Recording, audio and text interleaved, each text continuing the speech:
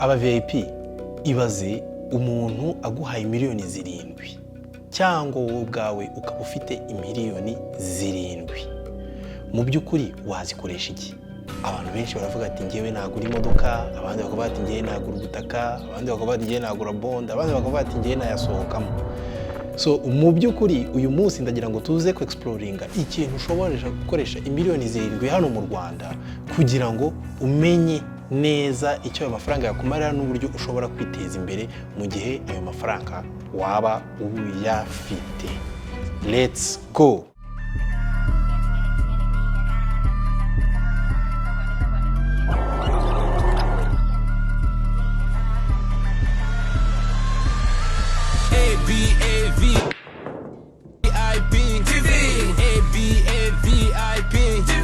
Turn your dreams to reality. Think different, leave a legacy. Yes you can, yes you can, yes you can, yes you can. If you see it, you can have it in your pocket. ABAVIP TV, ABAVIP TV. I'm Coach Gael. Hey Abavip, ubwo rero nkuko mwabibonye kuri thumbnail mukabibona no kuri title byose ikintu tuvugaho mwamaze kucyumva. So ngewe muko mubizi ngende mugarura Kenny ndabasuje cyane aba VIP.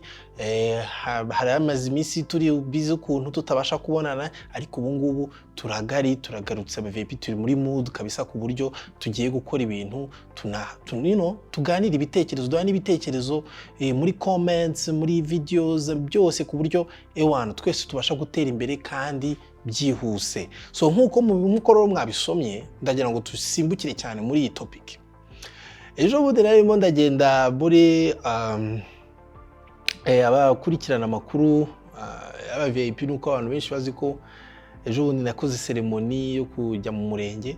So rero mu kigero nari mvuye mu murenge ngenda mpura n'abasaza bandamutse bambwira ati hey gushaka amahongo ngo bibitse akabanza ngo ko tubona ngo ushaka kuzana umugore ngo bibitse akabanza bagenda bandamutse. Rero nkajya nseka ariko rero ubwo urumva ari ngubwo ari uburyo bwo kumbwira ati mu by'ukuri ese hari ikibanza ufite ko ubona ugiye kurungura kibanza bimeze bite ibintu byose mbega. Hanyuma rero hashi imbere y'igiho gatoya nari ndimo ndagenda muri bus, abiza hari igihe mutegereje bus none imvura ikagwa. Rero nari ndi ku murongo hari abantu benshi, numva umukobwa umwe waruvuye muri salo kabisa aravuga ati ngewe tubungubu wama amafaranga ati ntago nakwibuka ibintu byo kugura inzu n'ikibanza, ati ngewe nahita nigurira imodoka. Ati nkurikije ukuntu imvura ikubye ikatunyagira kandi rivuye muri salo, ati ngewe nahita nigurira imodoka nkajya neza mu mahoro. So ibyo bintu rero ndi muri busy ndimo datari wo nabyiye mu ntekereza ndabata abo kumbe hari abantu batekereza gutya n'abandi batekereza gutya. Atse mu by'ukuri amafaranga menshi abantu iyo bagiye kubaha ideni ryabo rya mbere cyangwa iyo umuntu atangiye gukorera amafaranga salary ihoraho, amafaranga menshi banki ishobora kuguriza abari muri range y'imiliyoni 10 n'imiliyoni 5. So navuze ati kubera iki tudashobora gukora video y'ukuntu umuntu ufite miliyoni 7 amafaranga urumva nyekizemo hagati, ese ni gute wa investisa mu by'ukuri cyangwa wayaguramo niki kintu nk'umuntu w'umu VIP wakagombye kwitugura directement ku buryo uvuga ngo hari intambwe nteye iri financial mvuye ahantu hamwe ngiye ahandi hantu. So muri ibyo bintu rero ndaza kugereranya assets eshatu. Assets eshatu, nimba ufite ikaramu, nimba ufite ahantu wakwandika muri telefone, ubu ngubu utangire wandike kuko tugiye kwandika kandi turaza gukoresha imibare myinshi cyane. Nago ngenza kugendera ku maranga mutima cyangwa kuki, ahubwo turaza gukoresha imibare kugira ngo tumenye really amafaranga nihe yagaruka vuba cyangwa kagaruka ari menshi. So dufite asset eshatu, iya mbere ari ubutaka, imodoka cyangwa se bonds za leta. Mumaze kumva inshuro nyinshi abantu bavuga ati hari bonds za leta, so na bonds za leta nagomba kuba zishiramo kuko it's a legit way to make money. So icya mbere tugereranye dufate urugero muri urugero ndaza gutanga urugero rw'ubutaka buri hanze y'umujyi ho gatoya kuko ubu ngubu nibwo butaka busigaye bugura amafaranga asanzwe butegereye mu mujyi cyane ariko buri no hafi na Kigali. usanga ushobora kubona ubutaka ku miliyoni 7 ukaba wabona ubutaka bwa kuri 20 kuri 15 cyangwa 30 kuri 20 ubutaka nk'ubwo ngubwo ushobora kubona kuri ayo mafaranga ya miliyoni 7 mu makaritiye amwe n'amwe nka za Masaka, Gahanga. Mbega urumva urimo urasohoka mu mujyi ariko ntabwo urasohoka mu mujyi cyane. Hanyuma wongereranye n'imodoka abantu benshi bakunda kwita Toyota Corolla cyangwa Toyota Corolla ni imodoka abantu benshi bazizi zigenda mu muhanda. Hari izama RTC amaverso, mbega ziriya modoka nazo ushobora kubona muri ayo mafaranga, mu mafaranga ari hagati y'imiliyoni 5 n'imiliyoni 7. So nayo tuzigereranye, nayo iraza kuba ari asset ya kabiri dushobora kugereranya n'ubutaka. Hanyuma rero tuze no kubigereranya na bond ya leta ifite yield ya 11%. Yield bivuze intérêt baguha mu gihe uguze iyo bond ya 11% mu gihe cy'umwaka. Nayo tubigereranye se turebe mu myaka runaka ni iki cyaba cyamaze kwinjiza amafaranga menshi. So iyo umuntu akora comparison nk'izo ngizo cyane cyane za financial evaluation, hari ibintu bitanu numva twagombye kubanza kuganiraho ubu ngubu, hama tukaza kubisubiramo inyuma nerekana tureba imibare, tunareba ese muri zo asset ni yihe mu by'ukuri yuzuza ibyo bintu bitanu tugiye kuvugana umuntu yakagombye kugenderaho agiye kugura asset runaka. So ikintu cya mbere ni ikintu cyitwa risk and return. Ese iki kintu ngiye gukora gifite risk ingana gute yo gufailinga cyangwa kugira ikihe kibazo? Ese gifite kizangarura amafaranga angana gute? So icyo nicyo kintu cya mbere ureba. Ikintu cya kabiri ukareba umwanya wihaye, kubatse umwanya nihaye ungana gute. Ese ndashaka amafaranga agaruka mu mwaka umwe, ese ndashaka amafaranga agaruka mu myaka 5, ese ndashaka amafaranga agaruka mu myaka 10. It's all on you. So ni wowe ubuzi icyo ushaka. Ikindi cya gatatu tukareba ikintu cyitwa liquidity. Ese mu gihe nzaba nkeneye amafaranga byihutirwa, cya kintu cyanjye mfite ya asset yanjye nshobora kwihinduramo cash vuba. Icyo ni ikindi kintu cya gatatu tugenderaho. Ikindi kintu hakamuzaho icyo twakwita maintenance cost hamwe na tax. Ni ibintu bibiri bikunda kugendana. Ese iki kintu gikenera cost zingana gute kugira ngo mbashe kukimaintaininga kiguma ari cyane, cyangwa imisoro nkitangaho ingana gute? Mbega amafaranga iyo asset gutwara kugira ngo uyigumane in good health ingana gute? Mu bundi ikindi kintu cya gatanu tukagendera ku mateka, history iyo asset. Izi asset koko mu mateka iyi performinga gute? Mu myaka 10 ishize imodoka za performinze gute? Ese mu myaka 10 ishize umuntu wari ufite ikibanza ya performinze gute? Mbega muri ubwo buryo tukagenda tumeze kumenya n'amateka y'iyo asset ukuntu ameze. So mbere yuko dutangira kujya mu bintu by'imibare, umukoligi wanjye dukorana witwa Alain araza kudufasha uko nzayamvuga imibare, azajya ayipostinga ayishyire kuri screen. So ushatse kubona hari imibare gucitse ushobora gukanda pause ukayireba neza ukayitegereza kugira ngo ubashe kumenya n'amaformule twakoresheje turimo turabara ibi bintu.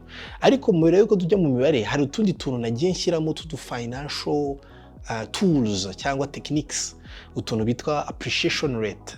Ese yuguze ikibanza kiyongeraho amafaranga angana gute buri mwaka? Ese hakajyaho ikitwa inflation cyangwa gutagaciro kw'amafaranga.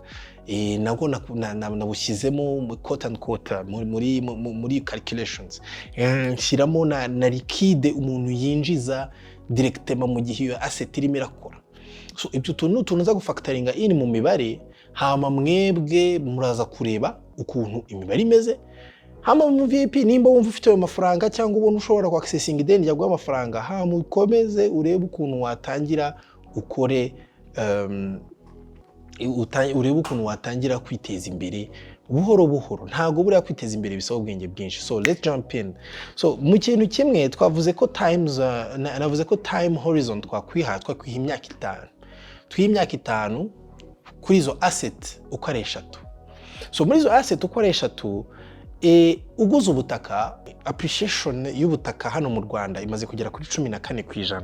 Abantu bamwe baravuga ngo ni hanini bitewe na quartier waguzemo, ariko hari igihe ugura muri quartier naho ugahendwa.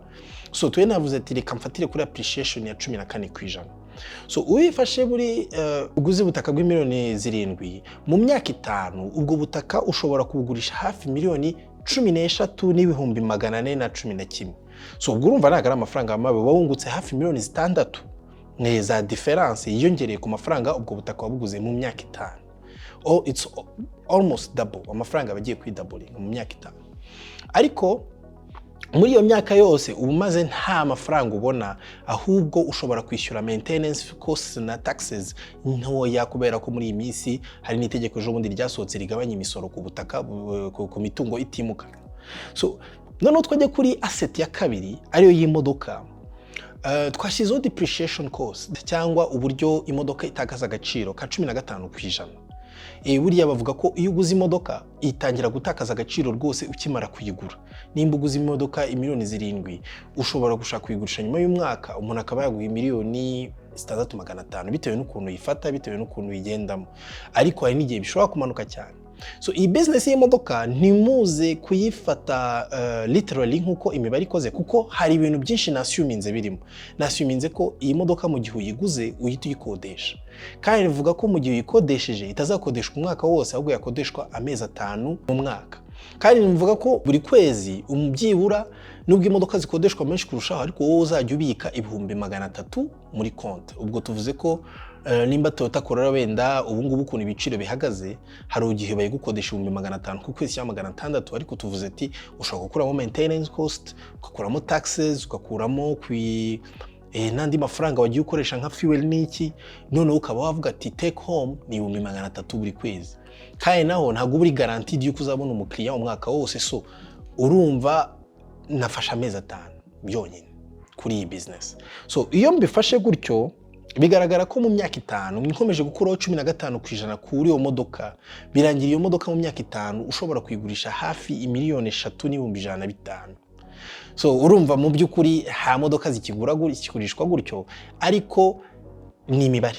So ni imibare aho mubona bitahura mumenye ko mushobora ku adjustinga mwebwe mugakoresha logique yanyu, kuko ngiye n'ubundi I'm just a friend uje murashaka kubagira inama y'ukuntu mwa managing amafaranga. Hanyuma ubundi buri mwaka bikagaragara ko iyi modoka yajye ikwinjiriza imiliyoni n'igice. Ubwo uko byo mu myaka 5 biba imiliyoni 7,500. So ubwo ufashe miliyoni 7,500 ukaziteranyaho na miliyoni 3 biba imiliyoni 10,605. Ibyo rero ubwo mubare nayo muze kubika, kuko ndaza kubereka comparison ya land hamwe n'imodoka. Ubu rero tugeze kuri bond. Kuri bond rero, iyo uguze bond y'imiliyoni 7, iyo ugiye kuyigurisha nyuma y'imyaka 5 cyangwa imaturenze bagusubiza imiliyoni 7 n'ubundi. Ariko kubera ko ibifite 11% ka buri mwaka, baguha ibihumbi 770 bya buri mwaka. So iyo babiguhaye buri mwaka mu myaka 5, uko ibiteranyije biba miliyoni 3,850. So ayo mafaranga nayo wayateranya yose hamwe bikaba miliyoni 10,850. So ayo ngayo niyo mafaranga ubona mu gihe uguze bond ukayicarana imyaka 5. So mu by'ukuri Abavip iyo mibare mbahaye ni imibare mu by'ukuri ya overview, niko market ibigaragara. Nkuko nababwiye umukolegi wanjye araza gushiraho ama slide ku buryo mubasha kubona mu by'ukuri ukuntu nagiye nyiteranya n'amaformule nakoresheje. So umuntu rero ubu ngubu yicaye ashobora kuvuga ati mu by'ukuri mu myaka 5 ubutaka nibwo bwa mbere, kuko urabona nibwo buzana amafaranga menshi cyane, miliyoni 13. Imodoka inzana miliyoni 10, ariko imodoka nanze kwijajinga cyane kubera ko biterwa na nyirayo. Ushobora no kuyigura miliyoni 7 ukayigenda imyaka 5 nta kintu na kimwe irakwinjiriza, yaragufashije muri transport gusa. Cyangwa ukanayigura ukabura umuntu uzi gukoresha imodoka cyane, ikaba yaba business yabasha no kukugurira ibindi bintu byose. So imodoka iri very risky, ariko na return iri hejuru. Ariko niyo mpamvu nanze kwijajinga cyane. Ha mu bundi hakazaho bond. Bond yo is the safest, iri very safe kandi iri very liquid. Mu gihe mfite bond iri nkomba mfite amafaranga, ariko mba mfite amafaranga anyungukira amafaranga menshi kurusha uko banke cyangwa kurusha undi muntu wari wese yanyungukira, kireka ugiye muri rambere, kandi murabizi ko rambere ari icyaha.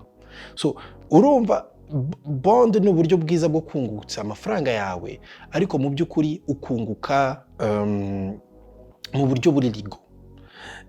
So abantu benshi dusubiye kuri ya metric navugaga risk and return, nibaza ko risk ku modoka ni nyinshi, ariko return ku modoka nayo ishobora kuba nyinshi cyangwa igashobora no kuba nkeya. So kuri risk and return imodoka nyine nayihaye 0, ariko kuri land na bond ushobora kunguka amafaranga, ushobora kuri return yayo irazwi, return yayo ntabwo igihomba.